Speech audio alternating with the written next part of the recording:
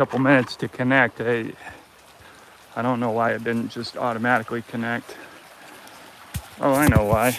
Because I'm doing a live video and I was counting on it. All right. Just kind of how things work.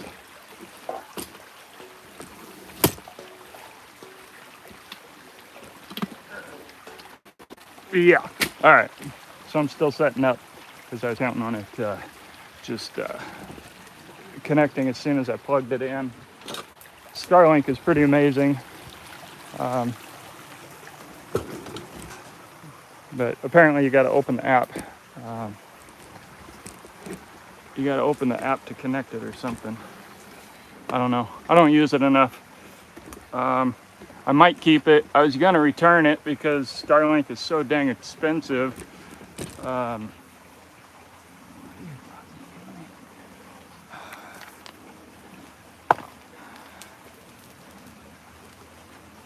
Somehow I keep stepping in chicken crap. I'm watching where I'm walking, but somehow it's like it's invisible for me. I've never had this problem before. I know that you would assume that I do, but I don't. And this morning, I can't avoid it for some reason. All right, getting off to a rocky.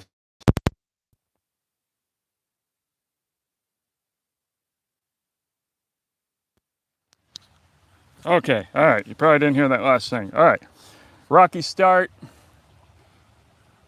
but now we should be good, except I gotta walk back to my van to clean my feet. What was I saying? I walk around here barefoot all the time, and the rooster walks around here, and I barely ever have problems with rooster crap. This morning, I can't walk without stepping in it. I don't know why. It's so weird. I'm watching where I'm walking, and yet next thing I know, I got it all bunched up on me, on my feet. So, and it's hard to wipe it off around here because everything's just loose dirt. It's not like a lawn, you know, where you can clean crap off your feet. As kids, we were doing that constantly, dog crap. But I use sanitizer, so it's not so bad. Kills everything. It's just freaking annoying. Like, all right. So anyway, that's the downside of living wild. The negatives of being on the wild side. So we got Starlink, so I can walk around, and audio should be great. The connection should be great. We had some rain this morning, so I got that covered with a tarp. The others, we get a little bit of rain, but then we get so much heat, it dries out immediately. So even though my windows are down, that's like the last of my worries. My main worry is getting around and making sure that things that I left out, like wool clothing, electronics, you just can't count on the weather apps. It said no rain. Let's see, it said rain on Tuesday, and then it said no rain, and then the next thing you know, we're getting rain. So anyway, it's hard to predict rain out here. Also, the weather app is more for closer to town, and my weather is different. And so, like, anytime that there's any hint of rain, I get rain, which is awesome. It's what I want. It's just the lack of foreknowledge just makes it tough. But eventually, I'll have my cabin done, and at my other property, I swear I'm gonna make a rain roof. Well, I got to make one for the horses, but I might make a rain roof. That way I can have stuff outside and have it protected from the rain. That way I don't have to run around. Let's see, we got this tree. No, that's not the one that's in it. This one, yeah. These are my trees that I got to plant. I've had dogwoods growing for like 5 years in these pots. Big old pots, but guaranteed this one No, not this one. This is the younger one, but it's a lot bigger because it survived better. The older one that I've had for, 10 years now is still in this pot. So you know the roots are bundled up pretty bad. So what I'm going to try to do when I replant it, I'm planning to plant it at my other property. I'm going to lay out the roots and flatten them. Because they say what happens is they get all twisted up, and then you plant it, you transplant it, and then those roots don't have any chance because they've had to grow in circles. So I'm going to try to stretch them out. We'll see if that works. I don't want to lose it because this is from my, like you all know, I'm really sentimental. This one I got like the first or second year that I was in my house, my beloved house that I miss the house, but I'm glad I'm not there. I'm glad I sold it, but it was a cool house. Anyway, so we'll see how the transplanting goes with that. I'm really looking forward to planting trees out at my other property. I'm really looking forward to going to my other property, but there are no trees, very few. And there's an elderberry tree that I look forward to running water to it, putting a drip line on it, so that hopefully I'll get nice big elderberries. When I drove to Montana last November, this just blows my mind. It's hard for me to believe. When I drove to Montana in November, I stopped to let my dogs run, and there were elderberries about the size of grapes. Around here, they're about the size of a BB, you know. They're hardly worth the effort. But over there, they were big, juicy elderberries. And, you know, way more exciting to make juice. At the time, I didn't know that if you boil the branches, you can get sick. I think I was getting sick by drinking it. I was pouring the elderberry juice on my hot cereal in the morning. It tasted great, but I think it was killing me. And so, anyway, the point is elderberries with water. I'm hoping that I can get some nice plump elderberries. I got an elderberry tree over here. Anyway, that's enough about elderberries, but that's the trees out at my other property. Not many of them. So I want to plant these. I got a mulberry here. I like the fruit trees so that, you know, you get something. You can make wine, vinegar, breakfast syrup, stuff like that. So I'm really excited about this mulberry tree. It's thriving. It's grown a ton. It's probably grown 3 feet this year. I got this one last winter at a friend's property. So, and then I got enough water that I can run drip lines to them, and hopefully they just flourish, and then I got tons of shade, and I can have nice places to hang out. And then I've got a pond that I'm making, and so I won't have this creek, but I'll have the peace and quiet, and I prefer that. I don't know about all the yoga stuff, which one is better for me.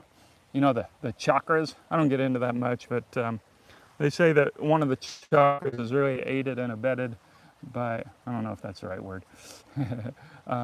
It's really benefited from, basically, you're at more peace if you sit by a creek or sit by a water feature. Not that I'm too into that stuff. Hey, good morning, Craig. And Justin, you're back, finally. Are you at work or at home or driving around? Anyway, glad to have you guys. Justin, I just saw your text. I was going to use my own spur straps, but then when I saw your message, I remembered that the buckles are wrong. So I might as well have you make me some that I know are going to be correct. And so that works for me. Guys, I'm putting together a new impression. I'm trying. It's not easy doing reenacting. It's actually very frustrating because if you want to do it right, it's really difficult. It's just no availability of stuff. So I've been buying some stuff. I got some hooker boots that I'm really excited about. They're black boots that go up to here. And no, your mom can't borrow them. And they have a really high heel. And the heel actually curves in, so it's narrow. They're freaking cool boots. And so I'm excited about those. The guy that sold them put them up for a great price. Even then, it's still a lot of money to put out.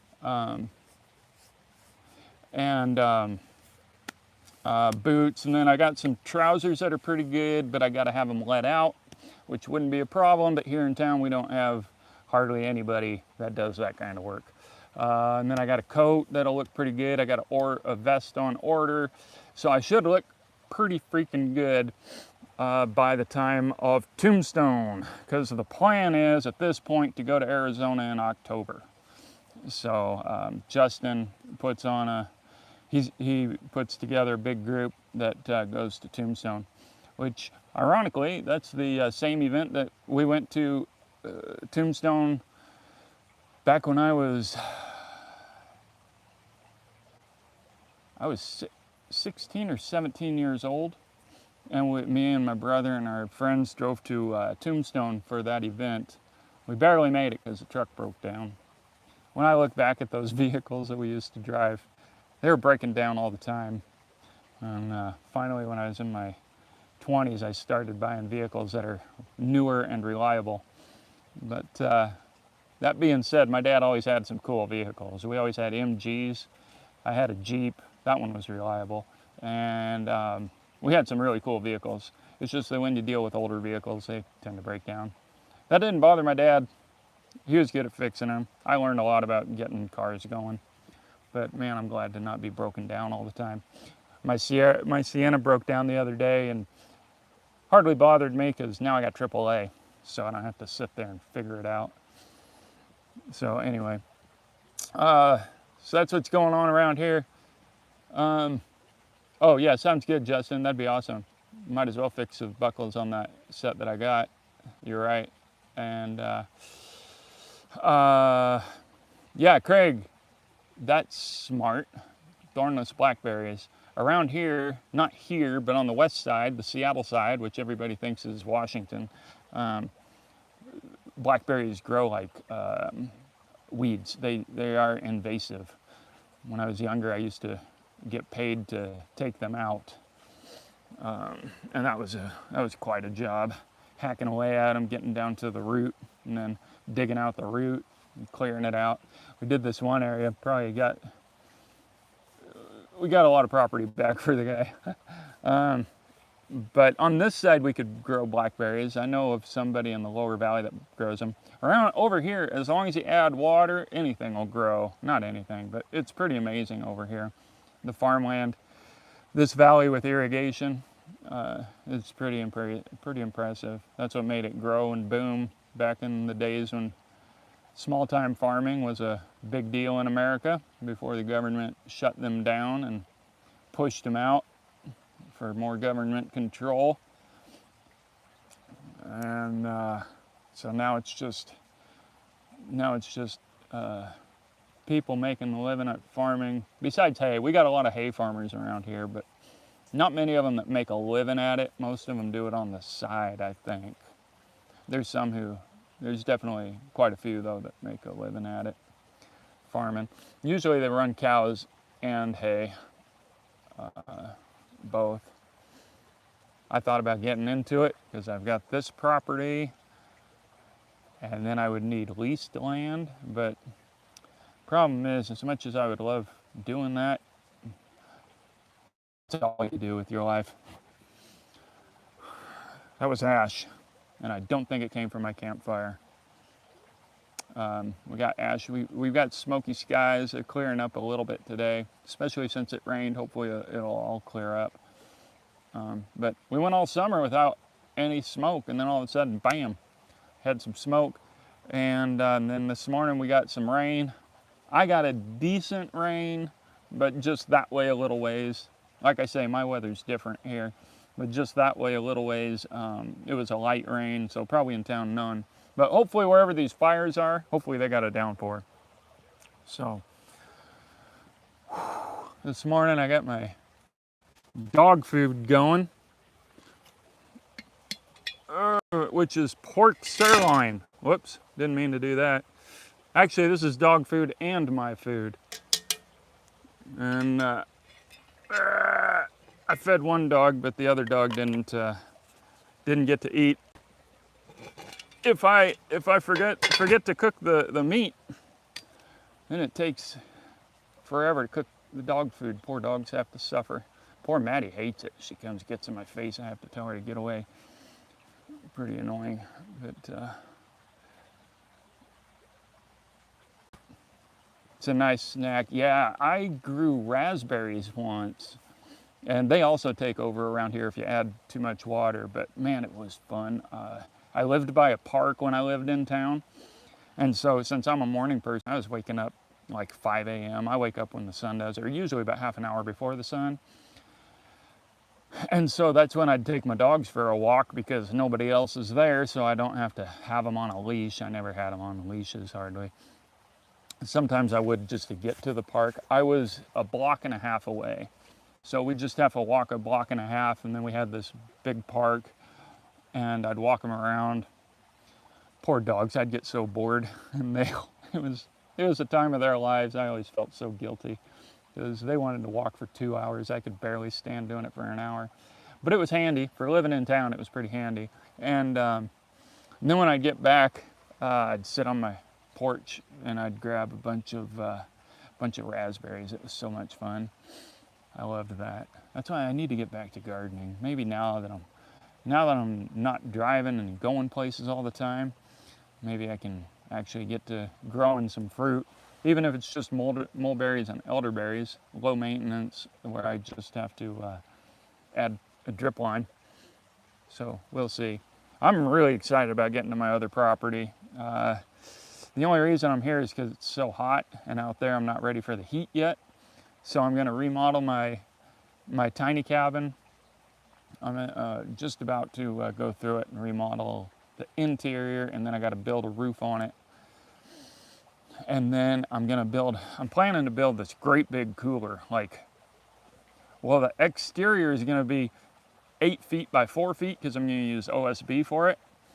And then I'm going to put like a 3 or 4 foot plastic tote inside. But what I'm going to do is just fill the thing with insulation. And because I found out once, I had a bunch of clothes in the back of my truck, and the truck doesn't have AC. And I bought some frozen goods when I was in town. And so I thought, well, I'll just stuff them under those clothes because it was about 100 degrees out. And I thought, let's see how well this transports, because I might not be home for a couple hours. Well, then I got home and I forgot about it. So about 3 or 4 hours sitting in 100 degrees weather, I went and grabbed it, and it had not thawed out hardly at all because it was buried in these clothes. And along the same lines, I mean, that's how they used to do ice. They'd get a room that they'd fill it with sawdust. And then what they would do was you have to make sure there's drainage because I believe the water will make it thaw faster. So whatever does leak off of it, you got to drain that out. And that's how they'd have ice for ice cream and stuff like that. And, people used to sell ice on a route, like in the summertime, they'd haul it by wagon and take it to people. And so, it's conceivable to have ice that just stays cold for months on end. And so that's what I'm going to do with this cooler. That way out at my other property, what I'm thinking, I'm going to buy a solar setup where I can keep my freezer going in the daytime, shut it off when the sun goes down, and have it full of gallon jugs of ice. That way the freezer is only used to make ice, and then I'll take that ice and put it in my cooler that'll hopefully last for over a week. We'll see, maybe it'll stay for 2 weeks in this monster cooler that I'm building. And I'm going to use loose fill insulation. I'm going to set it on rigid insulation, the actual plastic tote, set it on like 8 or 10 inches of rigid insulation, and then just fill in all around it with loose fill, and then the top will have, we'll see. I don't know. Maybe I'll build a frame around that plastic tote so I can fill it with loose fill, because I've got a ton of loose fill that I need to use up. And then I'll just put the one part. We'll see how I actually do it. But anyway, I'm pretty excited about that, because that way I can use frozen stuff without having to run a freezer constantly. Because the math that I did, I think it takes 500 watts to run the freezer that I've got. 500 watts is quite a bit for a solar setup.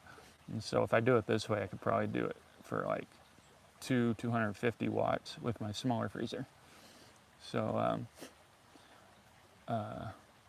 do I have a new copper skillet? No, I've got, so this one's stainless steel. That I want to replace that. I'd like to get all cast iron eventually, so I'm just cooking on cast iron. I did go get this one. This is my old bread skillet. I was trying to see how few pots I could cook with on a daily basis, but I've decided since I got to cook food for the dogs and me and the rooster, it's just handy to have another skillet, although I've barely used it. So I got this pot, this small pot. I got my big skillet over there on the burner, and then I got my Dutch oven, and that pretty much covers my needs. These two are just for overflow. This is my sheet iron pan that's now a plate that I'll be taking to Tombstone with me, and this one if I get back into making bread, because I'm kind of getting tired of my breakfast cereal. I eat the same thing every day till I get tired of it, and then I switch it up, eat the same thing for a year. Yeah, the handle, no, the handle, as long as you don't put it over the heat. Today I had it sitting like that and I forgot. So it got a little bit warm. It was sitting over the fire, but pretty high up. I love my setup here. This is a great setup.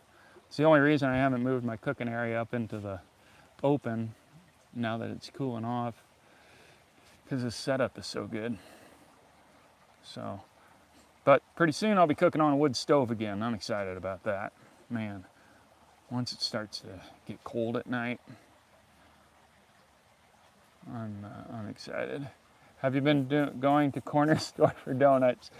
I grab donuts whenever I go to Sela, whenever I go to town. They're $1.25 for really good donuts.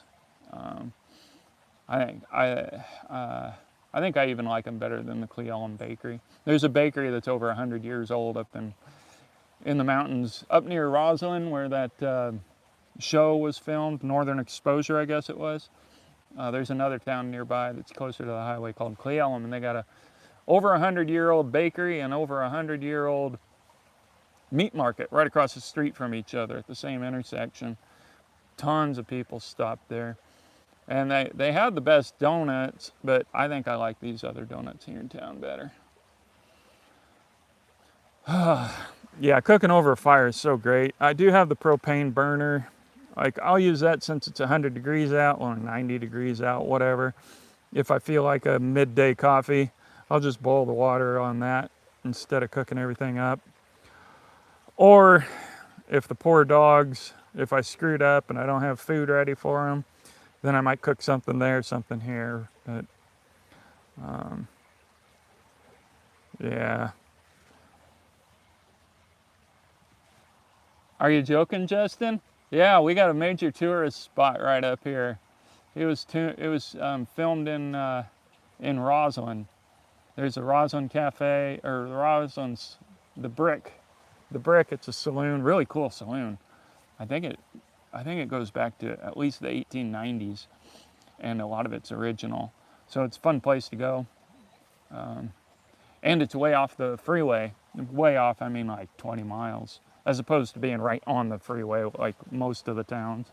So it's nice that you can get up there, not have freeway noise, and then it's kind of a jump off point to some really good wilderness areas, some huge lakes and rivers.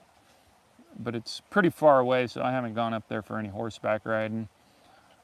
Also, I don't know why people like going riding among the mosquitoes. The problem is I avoid the mosquitoes, and then pretty soon hunting season starts up, which muzzleloader season is fine, but in October, I don't really want to be riding my horses up in the woods when people got modern hunting rifles and they're looking for deer and elk. It's just too easy to have a mistake. So there goes most of October for riding. But I don't know, we'll see. This year I'm going to be in Arizona anyway, so. Oh yeah, this is it. Why would it look like other direction? Yeah, it's going that way, which is loosely it's headed south. All of our rivers head, actually, they end up going southeast where they hit the Columbia, and then they go west. They, a lot of them converge near this town called Tri-Cities, near Fort Walla Walla. That was one of the earliest settlements here. And Walla Walla, I think, was really close to the Oregon Trail, if not right on. I always forget. I haven't done a whole lot of in-depth search on the Oregon Trail. So yeah. Yeah, it's kind of funny that the Columbia goes east. It does this big curve so that it goes east and then it curves again and heads west out to the ocean. And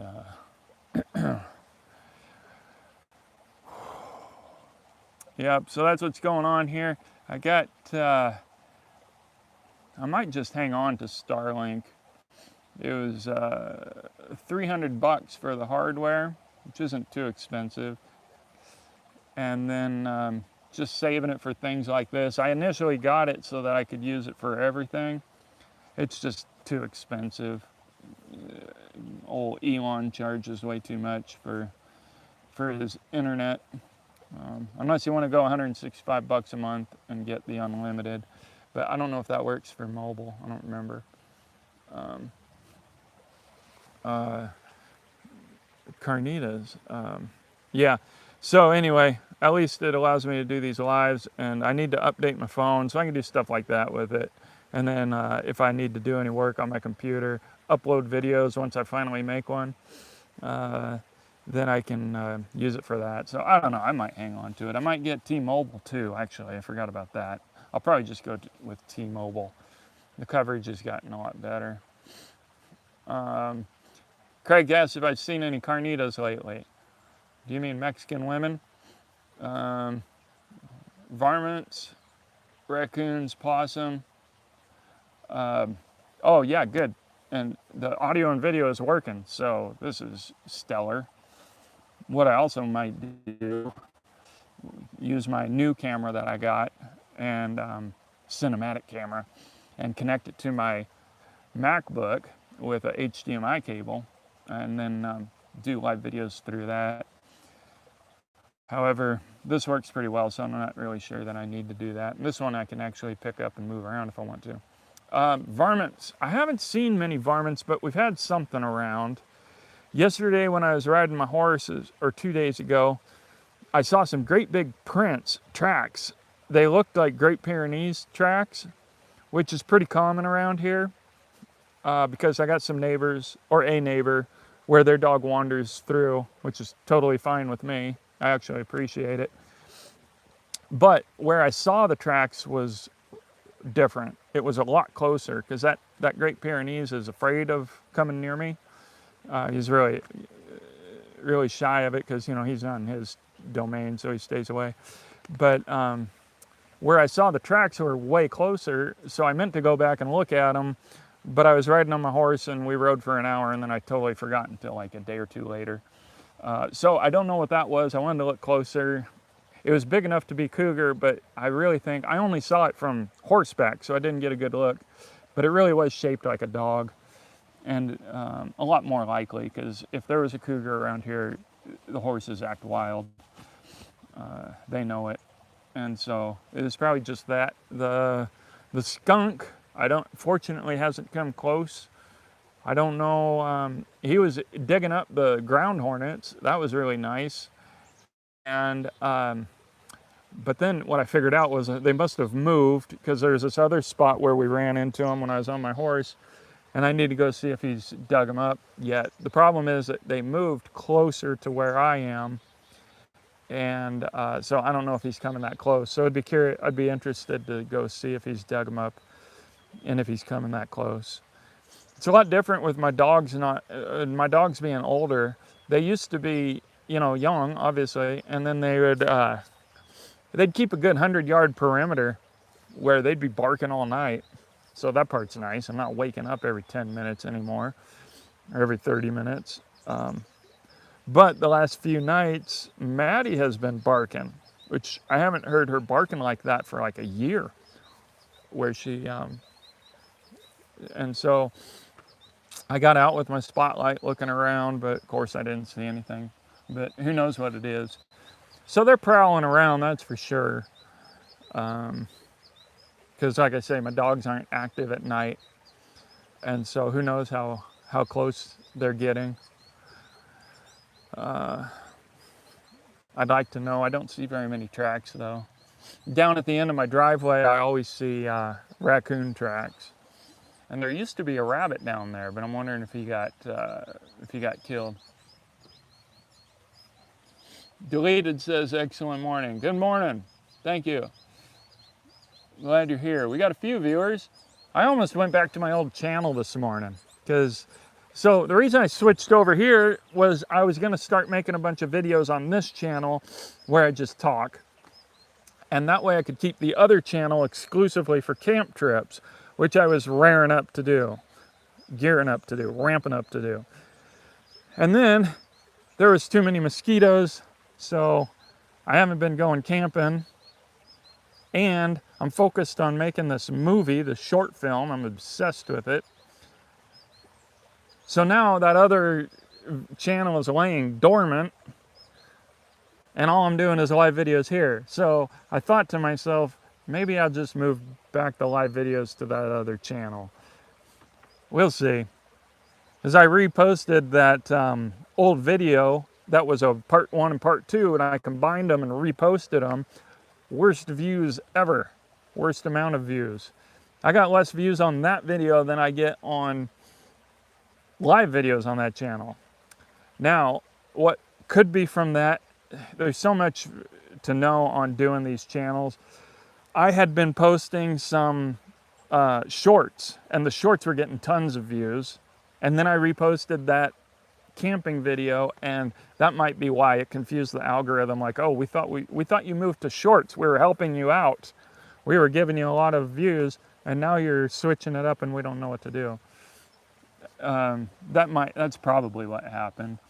So it's almost like you got to have a channel for shorts, you got to have a channel for long videos, and then a channel for live videos, because otherwise the algorithm, from what I've heard on videos about how to play ball with the YouTube algorithm, is you just post consistently. So mixing up shorts, blah, blah, blah. Unless maybe if you do it consistently.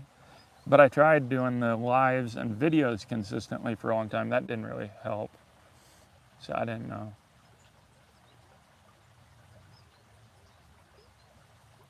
Oh, there's Dead Wolf Resistance. Deleted. Here I am. Well, you also had a different thumbnail. You got your thumbnail view on a four-wheeler or something, but when it said deleted, it's a guy with a gun. It's really small, so I can't see. Maybe it's Indiana Jones. Cheap is good, but is it good for dogs? I don't know. I didn't even think to Google that. High fat content isn't good for dogs. I know that. So maybe that's what you're thinking. That's why I don't feed them a lot of beef.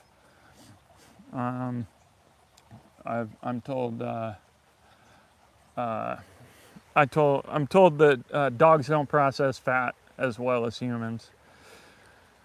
I don't know. Hopefully I can get back to feeding them deer and horse meat. But I've been putting everything off. We'll see. I'll get things remodeled. I'll get things my life more organized, and we'll see what happens. You're also deleted. Oh, okay, gotcha. Well, glad you made it. So 8:30. As long as I got Starlink, we can do 8:30 time for the videos. Maybe I'll start doing lives on both. Who knows? This movie, I'm really excited about it. I'm learning all the technical stuff that goes into filmmaking. Currently, I'm learning about coloring. Like, you don't just shoot something on your video and then edit it down to cuts and then put it out like I've been doing, for just my simple YouTube videos. I just shoot it, cut it so it flows well, and then put it out for viewing. That's not what you do when you're making a movie. you got to set up your camera to film in what's called the right codec. Now the codec, shoot, I don't remember all this stuff. I'm still learning it. But the codec basically says what quality you choose to shoot in so that afterward you can change the coloring. Like in post, I would go in and I'd enhance the color of this shirt, of this face, of the bushes, of the creek. It doesn't mean enhance like make it look fake. You just alter it to the color that you want because you're doing visual storytelling. And that's why I know somebody said Minority Report has a lot of blue. Like if you want to go with a cooler, cool as in like sterile, I guess might be the way to say it. If you want to create that feeling in the audience, then you go with cool blue colors. And then if you want it to be warm and cozy, you go with more reds, which I lean toward that. And I'm probably going to do that, lean more that direction because I'm filming out in the desert, not here where it's all green. But I'm going to be filming in the sagebrush where I want it to look barren. So you got to choose these colors. And so before you even shoot, you got to figure out which one you're going to shoot in your camera so that you've got the right one to color correct or color edit. I don't even remember all the words for it. I don't memorize terms intentionally. And then so that you could put it out. And like for a while I was figuring out, do I go HDR or SDR? High dynamic range or standard dynamic range, which you would think, oh, well, I'll go high dynamic range because my camera is capable of it. But a decent monitor to edit in high dynamic range is like $20,000. Well, I'm not going to do that. But then as you study further, you find out, well, most things that people watch on isn't even in high dynamic range. You would think that it is, but for some reason I can't explain it well enough. I've read it a couple times, but it's a lot to understand. Most things that you view in aren't going to show in a high dynamic range anyway. And there's this guy, I'm in the middle of this 2-hour lecture that this guy in Hollywood did to big time filmmakers like editors and stuff like that. And he's debunking HDR, the high dynamic range, of pointing out that it's not even important. And so that's good to know because it's way cheaper to set up for SDR. And so that's the kind of stuff I'm learning. And I'm glad that I put off my shoot until next spring. I was going to be shooting it in October, November 1st, then I changed it to October. Now it's going to be like May. And I'm glad because I got so much to learn. I can't even grab my camera and go shoot yet because I'm still figuring out which way I want to set it up. And then along with coloring, you got to set up your coloring, your edit room, where you have to have the right light bulbs, 6,500 Kelvin light bulbs. You got to have one behind your monitor and then the other light outside of your monitor. You got to have block off all the sunlight. That's why in my cabin I decided I'm probably not going to put windows. That way it's easier to block off the light. And then you got to have a monitor that shows in the right, that can be calibrated. You got to calibrate it to the right levels. And then you can edit your coloring. It's all so complicated, but it's fascinating. I love it. I'm learning, like I say, that's just the coloring. And then there's so much more. But what I'm most excited about is just grabbing my camera and setting up shots. Because there's a lot of things. There's something called film language where, like one example, I was doing some practice shots and I put them on Reddit for critique to learn. And somebody pointed out that, so I had these multiple shots of me on my horse and they said, look, you're going different sizes. Like in this shot, you're this size, and then the next shot, you're that size, and then the next shot. And he said, basically, you learn the rules and then you break them. Okay, so I'm in the learn the rules portion right now, and then later I'll break them. But the rule essentially is, if somebody's coming closer than I forget, but if they're getting smaller, then they're going away. Time's passing, and then when they're getting bigger, they're coming. Obviously, they're coming closer, and like time's moving faster or something like that. Anyway, everything you do applies to how you're telling the story. So that's really helpful in setting up my first sequence, the shot sequence. And I'm excited. I got most of it figured out in my head. And then once I figure out how to set up my camera and I move to my other property, I'm going to start shooting practice shots at all the locations and getting to see how it works out. And I'm really excited about it. Anyway, that's why I hardly do anything else except for working on that. And buying Old West clothes is part of it because I got to be outfitted, and then I got to outfit the other 3 actors. So anyway, it's what I'm mainly working on, and buying cowboy clothes, which takes way too long. Oh yeah, the Jurassic Park movies, whether you like them or not, they're pretty amazing. And Spielberg has his way of telling stories. He did those movies, didn't he? Probably my favorite movie of all time is Once Upon a Time in Hollywood, in America. You know, the Sergio Leone guy, the spaghetti western guy.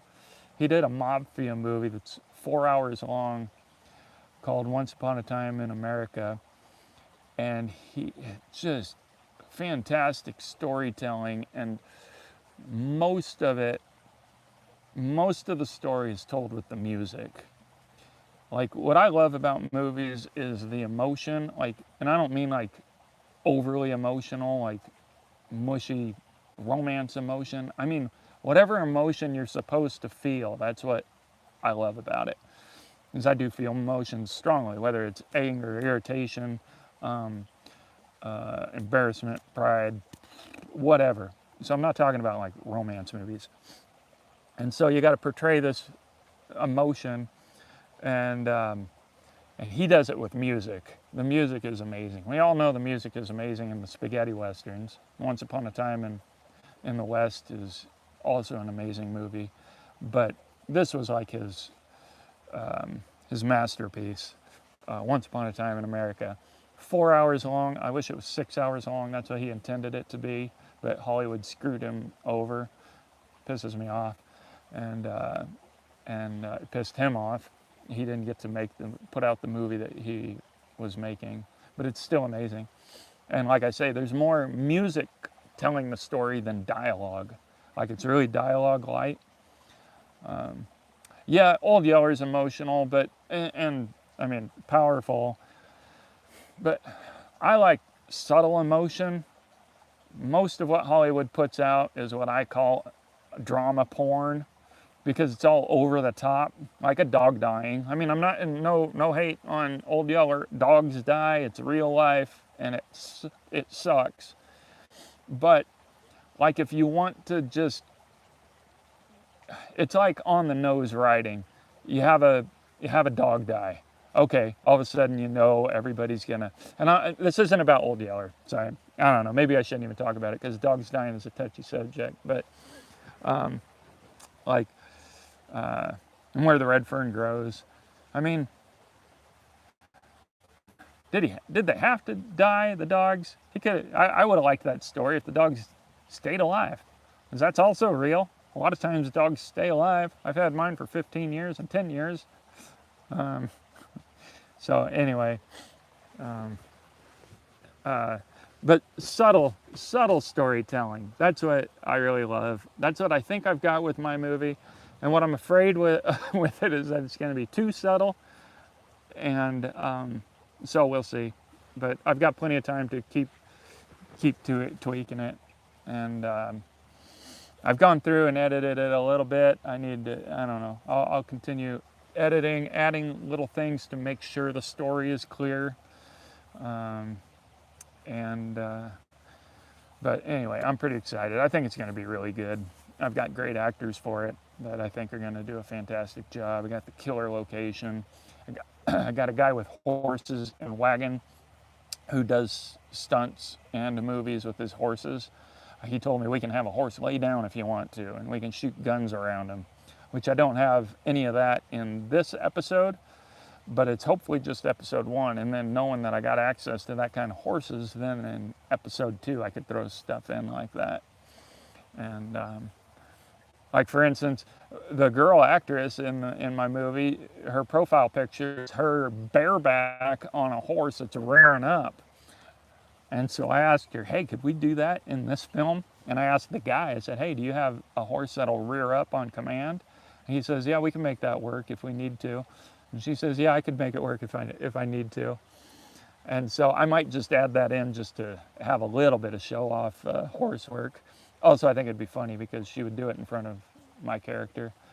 Um, and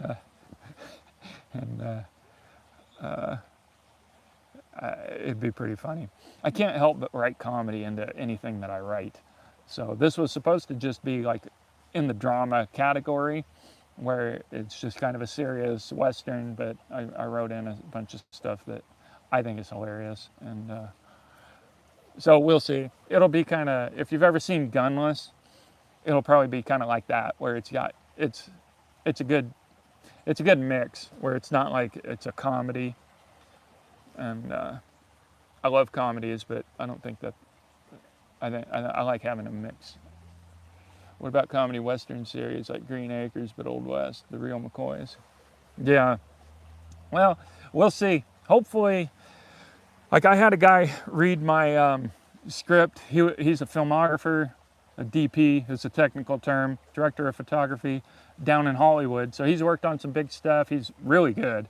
And he read my script. I was gonna hire him and fly him out to Texas, but then he stopped responding to me, which I'm really happy about, because that's another story. But anyway, he read my script and he got it. Like he was able to, like, that's why I wanted to hire him. The guy is smart and skilled, and he got it. He was like, oh, I see what you're doing here. You're just creating like a chapter, a lighthearted story, feel good, so that when it's over, people just go away with, I forget how he wrote it. I think he said it over the phone though, so I don't think I can go back to it. But he said it better than I could say it. It's kind of like going back to the old sitcoms. It used to be that a sitcom was just an episode, and you could just grab one out of order and watch it. And aside from the kids getting older, it was pretty much you could watch one from any season. And nowadays, you know, they've figured out how to keep people watching, so they barely move the story along in an episode, and then they end it on some overly dramatic cliffhanger, and then in the next episode it's anticlimactic. The resolution of the cliffhanger is anticlimactic, but then they start in with new drama so that it keeps you watching, and then they repeat. And it's really formulaic, and I think it's getting way overdone, and that's why I call it drama porn. But like I say, it used to be that you could just watch an episode, like the Andy Griffith Show. Justin watches that. I love that show. You can just watch pretty much any episode, aside from Opie getting older or bringing in Aunt B. You know, not a whole lot changes.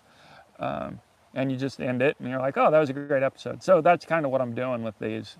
There's going to be a storyline, but it's more like that feel, especially this first episode. There doesn't need to be a continuation.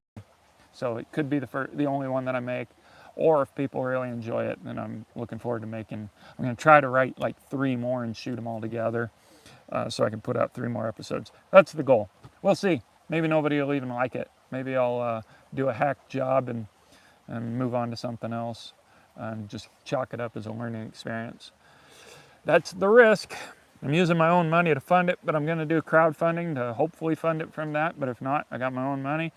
And so it's like this big old gamble on something that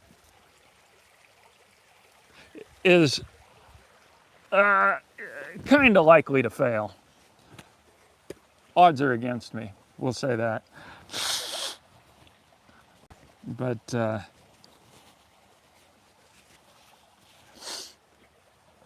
I'm too dumb to learn, I guess. Back when I was broke and living paycheck to paycheck, like $1,500, that was a lot of money for me, on making a music album. And that was stupid. I think I made 50 CDs, and I think I've still got 45 of them. So we'll see. I haven't really learned my lesson, I guess. But I have learned a lot since then. So honestly, I just talked down. I think it's going to be really good, but there's always that chance. You don't know till it's done. So doing an outright comedy, I don't know. Maybe we'll see how this goes, and as I write more. However, what I really want to do is the Billy the Kid series. I've got an idea for like 6-8 episode miniseries, 50-minute episodes, and that's what I really want to do. The problem with that, self-funding it, is difficult because it involves a lot of extras, it involves a bigger cast, and it involves a town. Once you start adding that stuff in, all of a sudden it's like you got to get up into the hundreds of thousands. I don't know enough about the budgeting, but even if I wrote it so that there's very minimal scenes in town and very minimal extras, probably still at least 100 million, or not 100,000, 100,000 for the first episode, which I could do a lot of it out of town, so that, and just the families. That's what I really want to do, because for one, there's another stupid series out right now about Billy the Kid, and it's so dumb. I just read about it. I don't know if I even watched the trailer. I couldn't bear it. And like one of the lines about they can't make a Western where women act like women. They all have to be Calamity Jane, And it has a line about how his brash love of his life helped him escape from prison, which, as a joke, I like to say, oh, Jesse Evans was gay. Because there's some accounts that say that Jesse Evans was like Billy the Kid. He led a gang. And there's some accounts that say that Jesse Evans and Billy were friends. And actually, Jesse Evans didn't break Billy out of jail. That's how the story goes, because Billy helped break Jesse out of jail, but then when Billy was in jail, he didn't. And so, anyway, it's just so stupid. That's why, for one, I want to tell the Billy the Kid story the way it's supposed to be told, not dramatize it, like modernize it. I mean, there's enough real drama in that story to make it the perfect story. It's like everything you want for a Hollywood story is, even for today with all the woke crap. Billy he liked Mexicans better than white people, pretty much. I mean, he didn't hate white people, but he was really friends with the Mexicans. So bam, there you got your minority thing. You don't have to make it up. It's realistic. Where, these days you make a Western, you always got the good guy who thinks in modern times toward any other race, and then the bad guys are all the racist ones. And it's like, yeah, that's a modern day mentality with people with fake cowboy clothes on. But in the Billy story, it's real, like I say. So it's right there for a great Hollywood story. Also, he's kind of an anti-hero, Billy the Kid is. He's more hero than the people who wrote the history books wanted us to know. So there's that angle. There's corrupt politicians, legit corrupt politicians running the state. Sheriff Brady was part of that corruption. He was corrupt. They were bullying everybody. That's why the Lincoln County War rose up, because the people who weren't in that circle were tired of getting pushed around. And that's why the Mexicans loved Billy, because Billy was fighting against them, and they had suffered tremendously when America took over New Mexico these people came in and just manipulated the Mexicans who'd been there for a couple hundred years at that point. Somebody can correct me on that. I don't remember how long, but a long time, long enough that it was their home. And so they really embraced Billy, but also Billy treated them as equals. And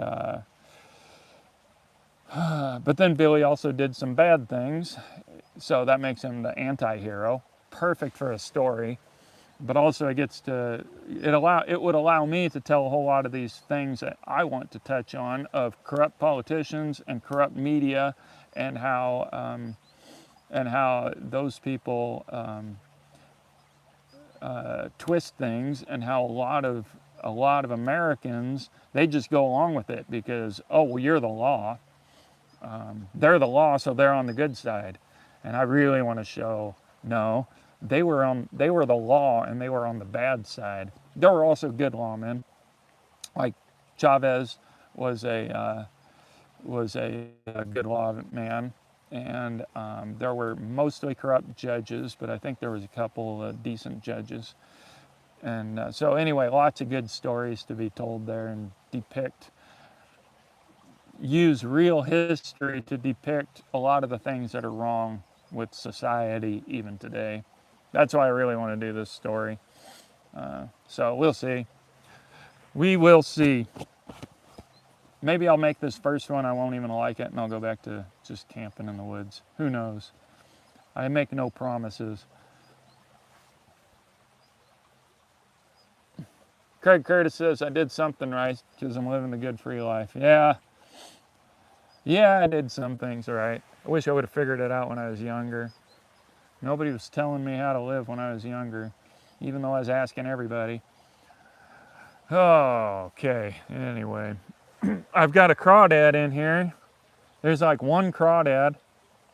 One night I found 4 crawdads right out here, like they were having a party. Next day, one of them was dead, so I guess he overdosed. And then a couple of them moved on, but I got one remaining, and I see him around quite a bit. So I tried to feed him. I threw some pork after him, and I threw some pork to him, and he ignored it. Instead, he was more focused on me. So then later I saw him over there. That was when he was over here, and I watched him swim up. So then he was hanging out over here where there's a little stiller water, so I threw some more pork to him. He ignored it. I don't know. I fed one once, it might have been the same one, and it took the meat. And then I got a bunch of fish in here, about 2 inches long, and I want to feed them all the time, but I know that's wrong. I can't get them dependent on me. But I got a bag of chicken food that my chicken doesn't eat, and I'm so tempted to just throw it to all the fish. I'll probably throw them a little bit, but I can't get them dependent on me. But if I was going to be here long term, if I wasn't selling my place, I'd probably feed them more so I can get them nice and fat. But there's quite a few fish, and it'd sure be nice if I had tons of crawdads in here and tons of fish, so I could start eating like the French. I was at a French restaurant once looking at the menu. I was like, everything on here is out of a pond. It's like they get all their food from the pond. So stagnant water. Should put those 45 music CDs in my merch store. Hey, that's an interesting idea. They're okay. I was younger, obviously. They're okay. I posted one of the songs, that motorcycle video that I did. Actually, that's been my idea. I was going to do the Texas song. I wrote a song about going to Texas, and I've been planning to put photos from my Texas trips compilation on it, and then post it. And I started it, but then I ran into some problems. I need to that. So I'll probably just post them on YouTube. I guess I could still sell the CDs though. That'd be funny. And it'd be fun to make make a newer one though, capture the music that I'm doing now. But the problem is I ain't much of a musician. I'm the kind of musician that people enjoy my stuff, but like live, because I put a lot of emotion into it, and people get caught up in it. I do, and like people enjoy me live, but when it comes to recording, that's where you need it to be on beat. When it's live, it's easier to move the tempo a little bit. I can't keep a good tempo, and so for studio work, it shows a whole lot more. But anyway, I don't even perform hardly anymore. I need to learn some more cowboy songs though, and do some more. I got a comedy show coming up. I only accepted it because the brewery that it's at has incredible food, and I get free food there. So I'm gonna try to record it though. It's gonna be a different comedy. It's only 10 minutes of comedy that I'm doing. I'm just the host, but I get free food, and I'm gonna print some pictures and do this bit that I think is hilarious, but it's controversial. So hopefully I get a good recording of it, and I'll post it. Because now that I'm not doing comedy, I don't care. I'll post it, and I've got better recording equipment now. So hopefully. I mean, the thing is, I'm expecting no one to laugh, and that's what's going to make it funny. So now that I've said it, I definitely got to pull it off.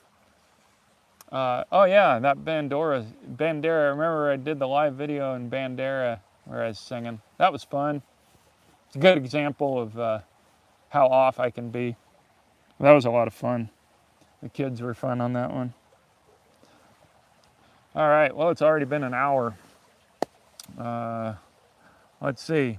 Today's supposed to be the last hot day, and then we're supposed to dip down into cooler weather, and I am so excited about that. I even wake up at night and I'm hot, for crying out loud. I am so looking forward, but I'm really looking forward to having my cabin going with my wood stove. That's what I'm excited about. But even just cooling off is going to be nice. So today I might go buy materials, and then when I got all the materials, and cooler weather, I can get going on having my cabin ready. So it's already. I only ride my horses in the morning. I've been riding them every day, but now that it's 9:30, it's going to be hot, so I'm probably not going to ride them. Not today. Where are you? You're in Dead Wolf Resistance. You're North Dakota or South Dakota? Isn't that right? Oh wait, I think I know who you are. I get confused. Going from name to name. Yeah, okay. Well, you're fortunate. I think we're going to have a harsh winter. I'm going to make my prediction. Why? Because somebody posted a picture about 5 miles north of me. Somebody posted a picture of the elk. There was an elk herd, and the bulls, there were some big bulls in with the cows. It's early for that.